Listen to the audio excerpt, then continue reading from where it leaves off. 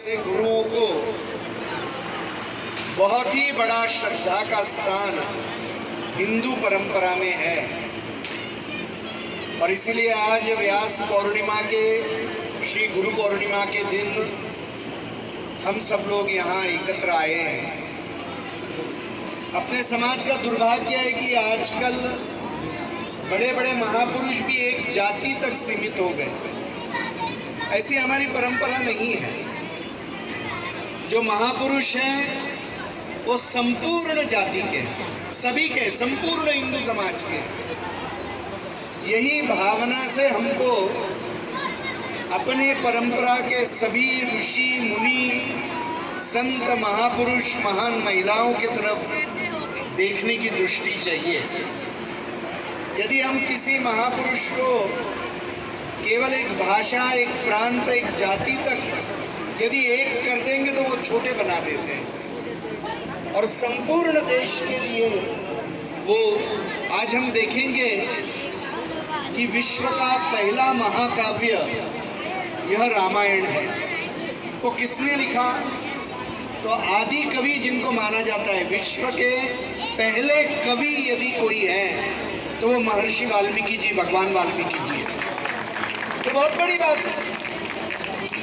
और इसीलिए जिस रामायण ने हिंदू कैसा सोचता है, हिंदू कैसा जीता है, कैसा जीना चाहिए, इसके आदर्श मर्यादा पुरुषोत्तम भगवान श्री राम जी का जीवन हमारे सामने रखा।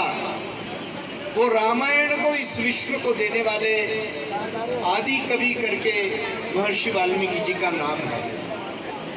पति का पत्नी से, पिता का पुत्र से, भाइयों का, राजा का प्रजा से, हर संबंध, हर जीवन की मर्यादा जिसको देखकर हम जीते हैं वो भगवान श्री राम जी का जीवन पहले महर्षि वाल्मीकि जी ने लिखा और बाद में भगवान श्री राम जी ने उसका हर एक कदम जी के दिखाया। ये भगवान यानी वाल्मीकि जी की महिमा है। वाल्मीकि रामायण के पहले सर्ग में यह संवाद आता है, आप पढ़ेंगे तो, कि देवर्षि नारद जी यह महर्षि वाल्मीकि जी के सामने प्रकट हुए। महर्षि वाल्मीकि जी ने प्रश्न पूछा कि लोगों के लिए आदर्श करके ऐसा कौन महान पुरुष है? और उस समय नारद जी ने वर्णन किया कि राम जी का ऐसा चरित्र है। तो वो चरित्र वाल्मीकि जी ध्यानावस्था में गए और अपने समाधि की अवस्था में उन्होंने वो संपूर्ण चरित्र देखा और पहली बार लिखा।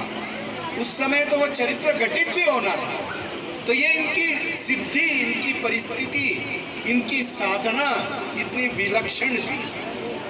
और इसीलिए आज जो समरसता का संदेश भगवान श्री राम जी ने अपने जीवन में दिया, भगवान श्री राम जी जनजातीय समाज में, वनवासी समाज में जाकर 14 वर्ष रहे। पूर्ण देश को उत्तर से लेकर दक्षिण तक जोड़ने का काम अपने वनवास काल में भगवान श्री राम जी ने किया। निषाद राज को गले लगाया, यानी समाज के हर वर्ग को मेरा अपना करके माना। आज हम देखेंगे कि यह जो रामायण में संदेश दिया है महर्षि वाल्मीकि जी ने समरसता का, आज संपूर्ण हिंदू समाज को वो अपने जीवन में लाने की आवश्यकता है। आज दुर्भाग्य से पिछले 1.5-2 हजार वर्ष में हम लोगों के अंदर अनेक दोष आ गए।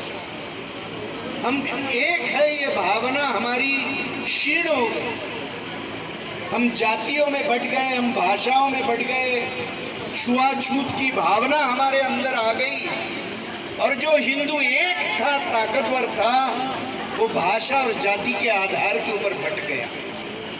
और आज देश और विदेश की अनेक शक्तियां, जैसे श्रीमान बेदी जी ने अभी अपने प्रवचन में कहा, श्रीमान कृष्ण बेदी जी ने जो कहा कि ऐसी शक्तियां हैं कि जो हमें तोड़ने का काम कर रही है। तो आज हिंदू के एक एक जाति को लोग ये समझाने का प्रयत्न कर रहे हैं कि आप हिंदू नहीं हैं।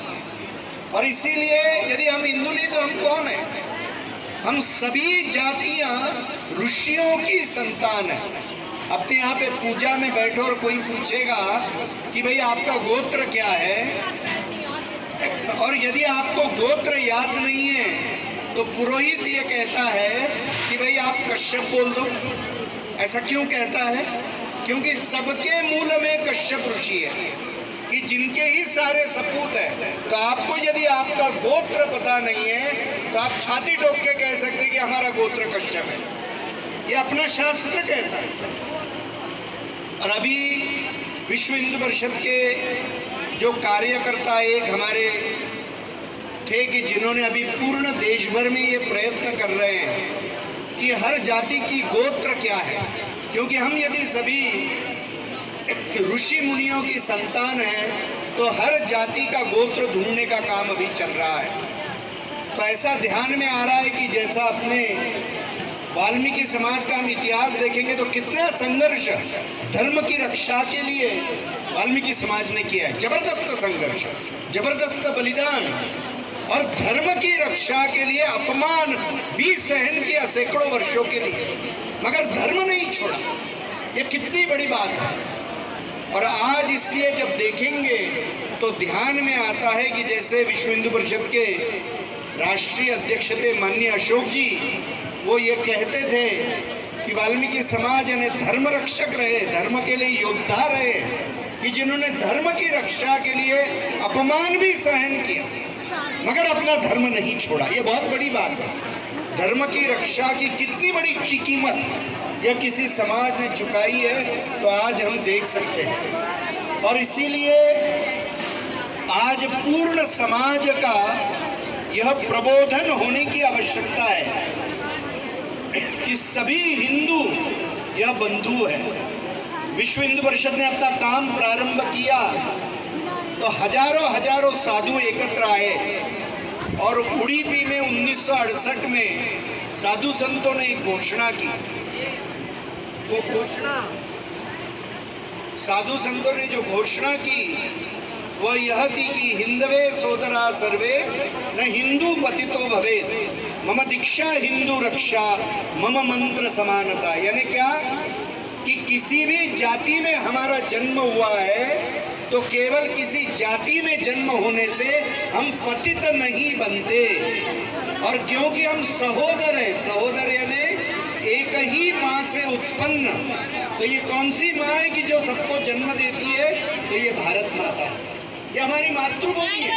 हम इस मातृभूमि के पुत्र और पुत्री है, और इसीलिए